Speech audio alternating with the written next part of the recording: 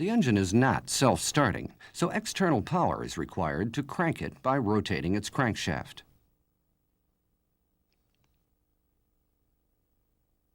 In this video, we are going to learn about the starter motor, which is used to crank the engine.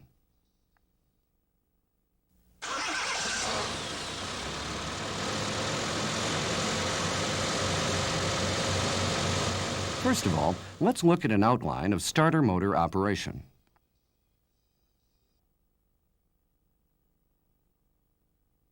The engine has a flywheel. The circumference of the flywheel is toothed, creating a ring gear. The pinion gear mounted to the starter motor meshes with the ring gear to turn the engine crankshaft, inducing the initial combustion.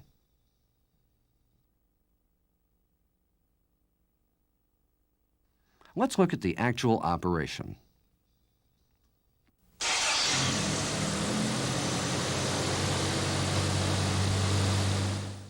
There are three types of starter motor. This is a reduction-type starter motor whose operation we have just observed.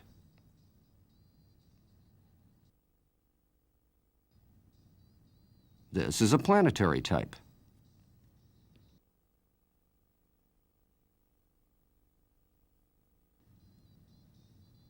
And this is a conventional type. Now, let's look at the construction, operation, and inspection procedures for the conventional starter motor.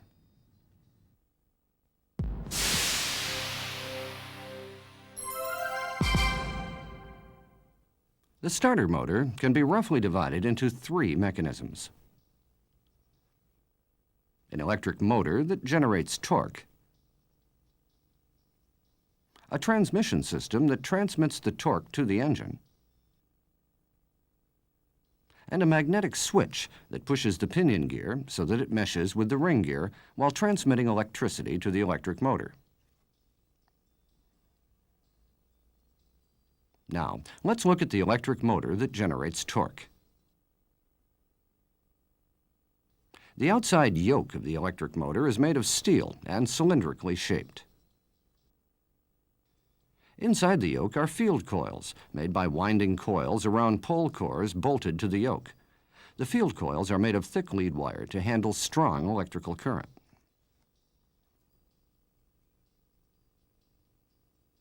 The field coils generate the magnetic field required to rotate the armature. One of the armature components is an armature core, which is grooved so that the armature coils can be wrapped around the armature core along the grooves. Both ends of each coil are connected to the commutator. The torque generated at each coil is combined to rotate the armature, that is, the armature shaft.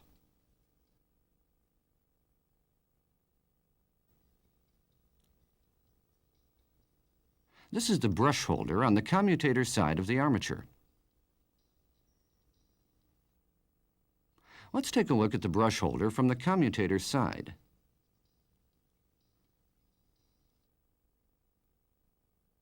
The brush holder holds 4 brushes which are pressed against the commutator. Of the 4 brushes, 2 are supported by the insulated holders and are connected to the armature coils and field coils via the commutator. The other 2 brushes are grounded to the body.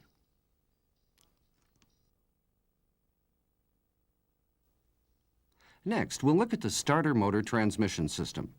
The transmission system transmits the torque generated by the electric motor to the flywheel. A pinion gear is mounted on the end of the armature shaft of the electric motor. When the magnetic switch is activated, the drive lever pushes the pinion gear to this position. At this point, the pinion gear meshes with the ring gear to crank the engine.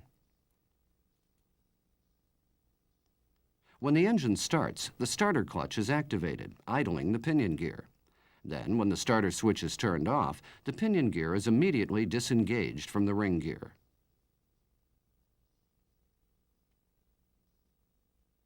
Let's look at the actual mechanism.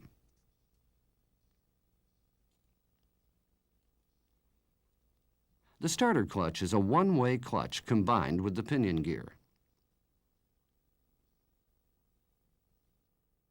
There are screw splines inside the starter clutch. There are screw splines on the armature shaft as well, so that the pinion gear can move along the splines while rotating. The screw splines help the pinion and ring gears mesh smoothly.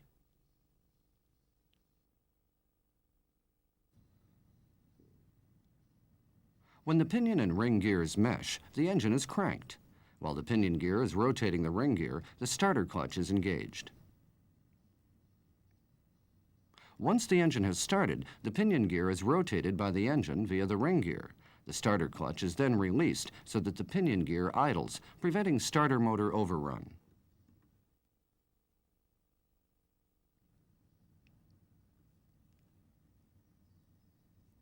Let's move on to the third mechanism, namely the magnetic switch. The magnetic switch activates the drive lever to push the pinion gear, then leads electrical current to the motor circuit.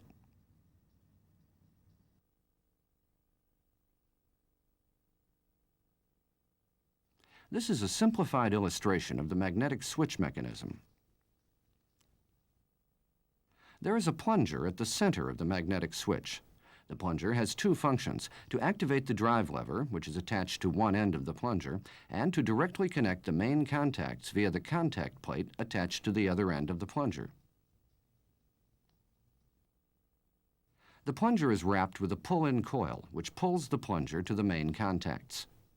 A hold-in coil is wrapped over the pull-in coil so that the plunger remains pulled. When the starter switch is turned on, electrical current flows to the pull-in and hold-in coils to generate magnetic fields.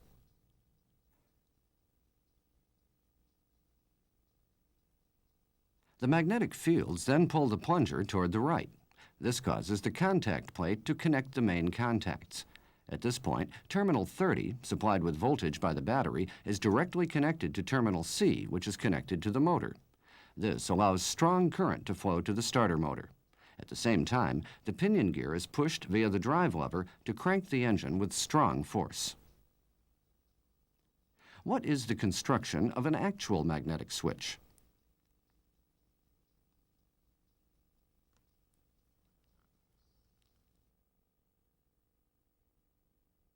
As you can see here, the pull-in and hold-in coils are fixed in the switch housing. The contact plate is located on the coil side with the main contacts on the opposite side. Let's also take a look at the magnetic switch with the housing disassembled.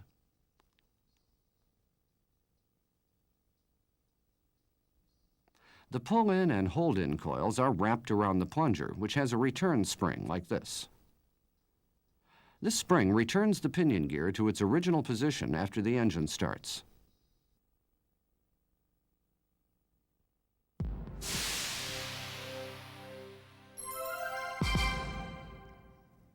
Here is a simplified illustration showing the integrated system of the three mechanisms we have observed, namely electric motor, transmission system, and magnetic switch. Let's look at the connections. The positive terminal of the battery is connected to terminal 30 and the ignition switch. Terminal C is connected to the field coils and armature coils grounded to the engine and ultimately connected to the negative terminal of the battery. Thick cable is used for these connections to allow strong current to flow.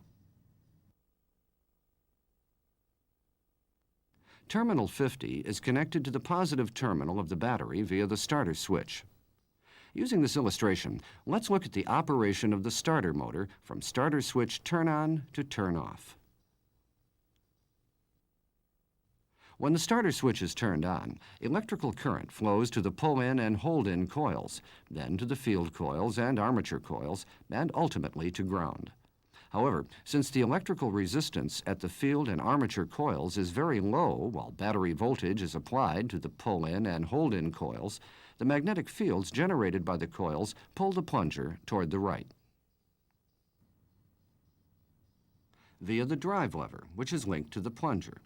This movement causes the starter clutch to move toward the left along the screw splines of the armature while rotating. And when the pinion gear meshes completely with the ring gear, the main contacts are closed.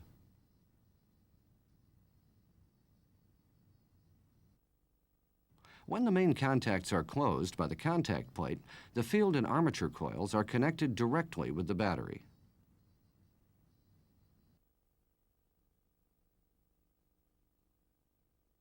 This causes stronger current to pass through the starter motor, rotating the armature with greater torque. Since the main contacts are closed at this time, the voltage levels at terminals C and 50 are equal, so the pull-in coil no longer pulls the plunger, which is therefore held in position only by the magnetic force exerted by the hold-in coil.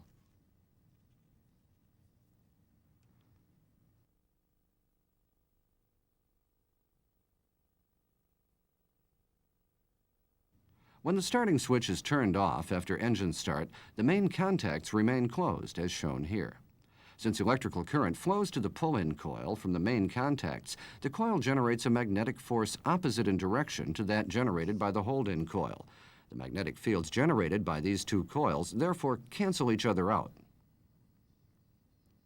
The plunger is then pulled backward by the return spring, opening the main contacts. At the same time, the pinion gear is disengaged from the ring gear and returned to its original position. The conventional starter motor incorporates an armature brake mechanism, which immediately stops the armature when the engine fails to start. This mechanism is constructed like this. Lock plates mounted at the end of the armature shaft support the brake springs. Let's see how the mechanism operates.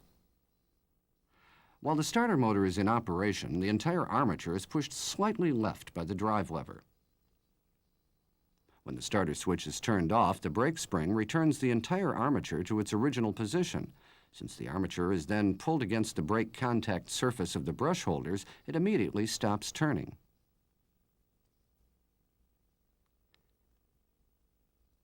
So far, we've observed a conventional type starter motor. However, reduction-type starter motors like this one have been used increasingly in recent years. Operation of the reduction-type starter motor is essentially the same as that of the conventional type. While looking at the actual operation of the reduction-type starter motor, we'll examine its construction features. When the starting switch is turned on, the magnetic fields generated by the pull-in and hold-in coils pull the plunger. This is the same as with the conventional type. Since the pinion gear is directly connected to the plunger, however, the plunger directly pushes the pinion gear toward the ring gear.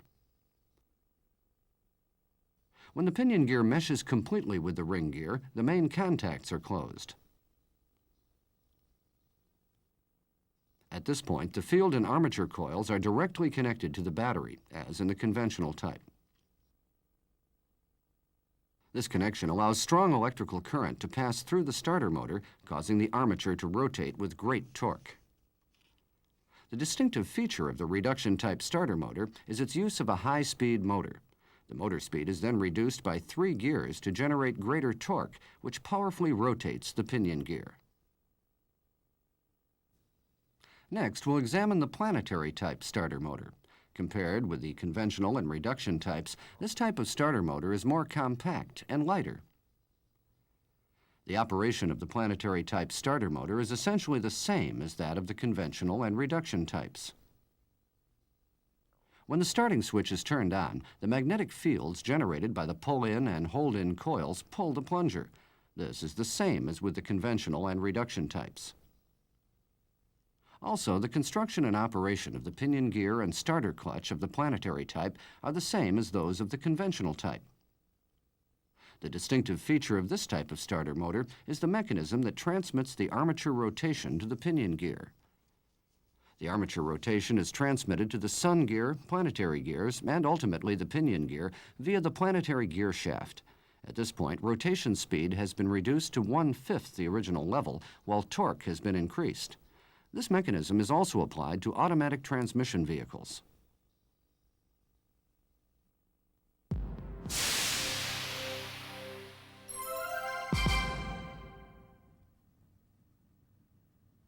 We'll begin the starter system inspection now. Let's start the on-vehicle inspection with the starter motor mounted to the engine.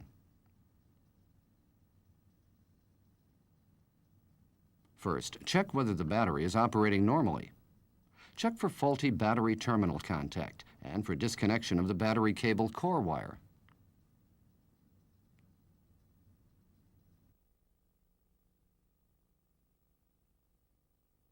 In the example you see here, voltage reaching the starter motor from the battery is greatly diminished, even though the battery is normal. So the starter motor turns slowly, or does not turn at all. Now, using a voltmeter, measure voltage at various points during engine cranking. Before starting measurement, be sure to disconnect the center cord of the distributor so that the engine does not start. First, measure the voltage of the battery itself. The battery voltage should be 12 volts or higher when the ignition switch is off.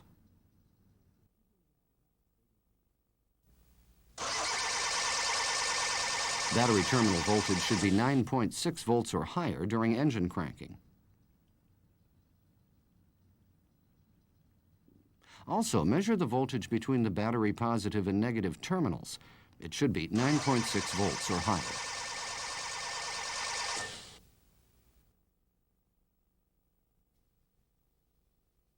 Next, measure the voltage between terminal 30 and the starter body.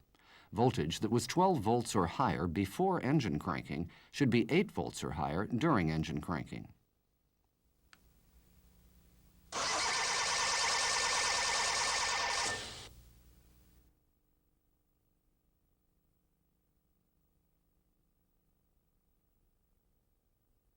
Then measure the voltage between the battery positive terminal and terminal 30, that is, voltage drop at the positive terminal cable. Voltage drop should be 0.8 volts or lower.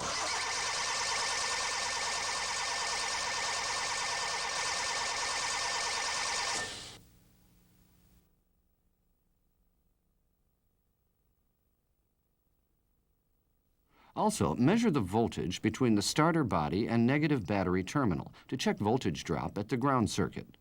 Voltage drop should be 0.8 volts or lower.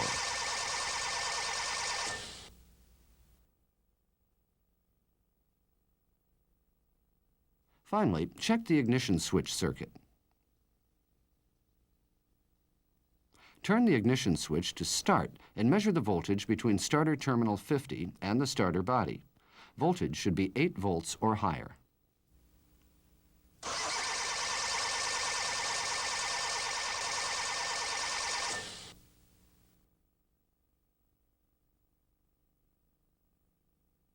In some cases, amperage must also be measured during engine cranking.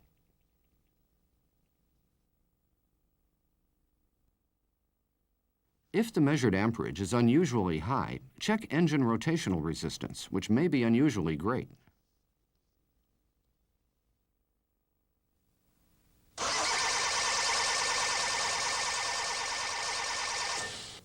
This concludes the on-vehicle inspection for the starter system.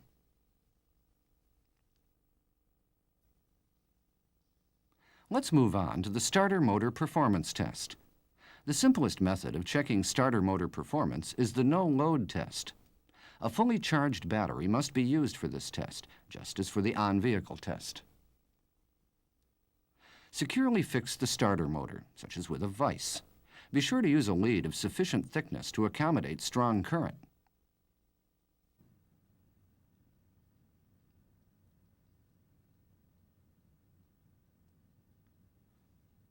Connect the battery positive terminal to the ammeter positive side and the ammeter negative side to terminal 30 of the magnetic switch.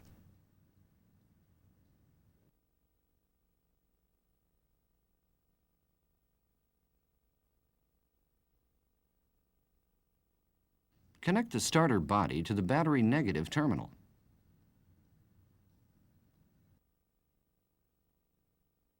Then apply the battery voltage to terminal 50.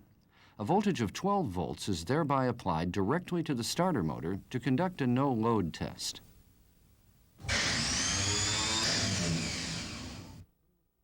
Complete the test as quickly as possible so as not to overheat the armature coils or the field coils. Be sure to take the ammeter reading when the indicator has stabilized. The specified current is 50 amperes or lower for the conventional type starter motor and 90 amperes or lower for the reduction and planetary types. Now, let's try a load test. The ammeter reads 40 amperes. Since this is a conventional starter motor, this reading is normal. We hope you have understood this load test procedure. Next, let's look at the magnetic switch performance test procedure. Disconnect the field coil lead from terminal C so that the motor does not rotate. Although the correct test method is to apply a voltage of 8 volts, you can use the simple method of directly applying battery voltage if it is applied only for a very short time. Like the no-load test, complete the test as quickly as possible because the magnetic switch may overheat. Now, the pull-in test.